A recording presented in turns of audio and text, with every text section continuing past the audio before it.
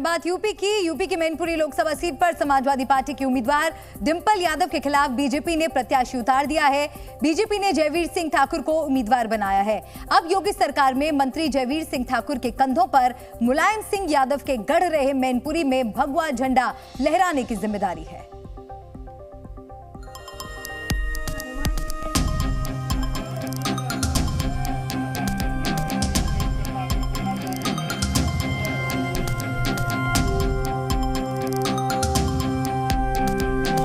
उत्तर प्रदेश की 80 लोकसभा सीटों में से मैनपुरी हाई प्रोफाइल सीट मानी जाती है और पिछले करीब 3 दशकों से ये समाजवादी पार्टी का गढ़ रहा है।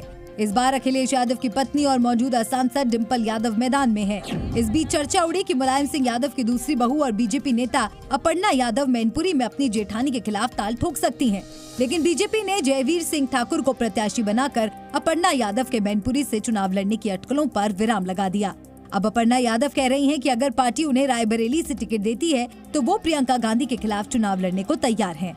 प्रियंका के खिलाफ चुनाव लड़ाया जाएगा तो आप लड़ने की तैयार? पार्टी कहेगी, पार्टी ने अभी तक इस बारे में कोई चर्चा करी नहीं है। जैसा पार्टी कहेगी वो करेगी। वहीं समाजवादी पार्टी की उम्मीदवार डिंपल यादव लगातार जनसभाएं कर अपने पक्ष में माहौल बनाने में जुटी हुई हैं। एक दिन पहले ही डिंपल यादव अपनी बेटी अदिति यादव के साथ मैनपुरी के कुसमरा इलाके में चुनाव प्रचार के लिए पहुंची थी, जहां उन्होंने बीजेपी पर जमकर हमला बोला था।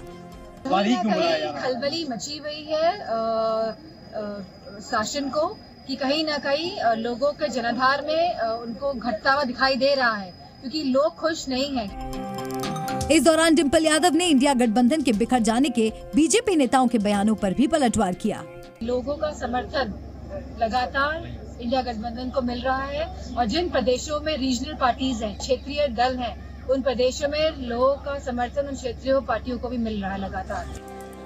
डिंपल यादव मैनपुरी लोकसभा सीट से दूसरी बार ताल ठोक रही हैं। उन पर मुलायम सिंह यादव की विरासत को आगे बढ़ाने की चुनौती है। मैनपुरी सीट यादव परिवार का गढ़ रहा है। साल 1996 में हुए लोकसभा चुनाव के बाद से ही मैनपुरी सीट पर समाजवादी पार्टी का कब्जा रहा है। पहली बार साल 1996 में इस सीट पर मुलायम सिंह यादव ने जीत दर्ज की थी। फिर 1998 और 1999 के चुनाव में समाजवादी पार्टी के उम्मीदवार बलराम सिंह यादव को जीत मिली थी। साल 2004 के चुनाव में मुलायम सिंह फिर यहां से विजयी रहे, लेकिन सीएम बनने के बाद मुलायम ने ये सीट छोड़ दी थी, जिसके बाद हुए उपचुनाव में धर्मेंद्र यादव ने यहां से चुनाव जीता था। 2009 के आम चुनाव में मुलायम सिंह फिर से विजयी हुए।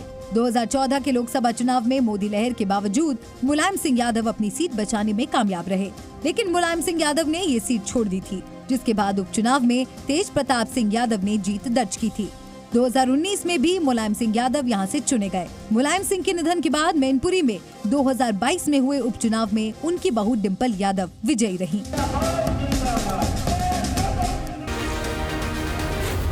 Zee News।